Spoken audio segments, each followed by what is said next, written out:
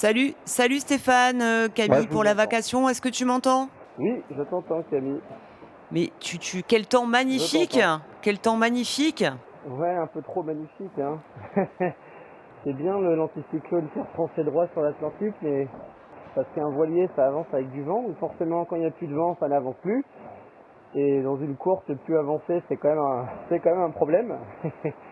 Surtout quand ceux de devant, eux, n'ont pas le même problème. Et voilà, mais bon, c'est le jeu, hein. Donc c'était nerveusement une belle épreuve, hein, de garder son calme. Est-ce que tu en as encore pour longtemps à ce régime-là ou est-ce que tu vois sur tes fichiers du vent qui va arriver? J'en ai pour, je pense, une douzaine d'heures comme ça, avoir une très jolie eau toute plate.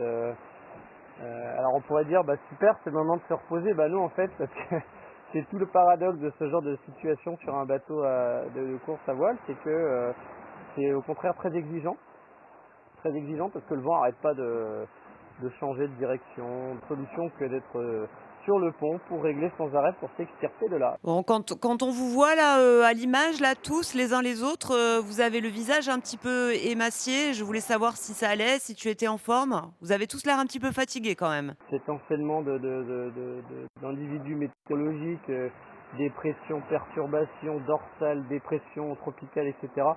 C'est extrêmement engageant.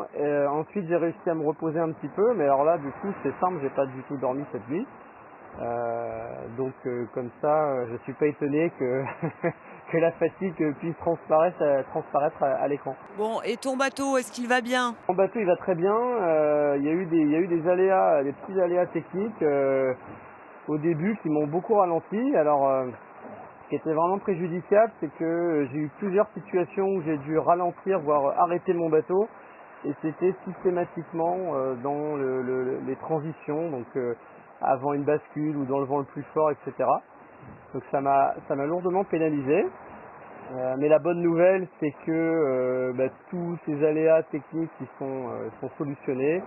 Il n'y a jamais eu rien de grave en vérité.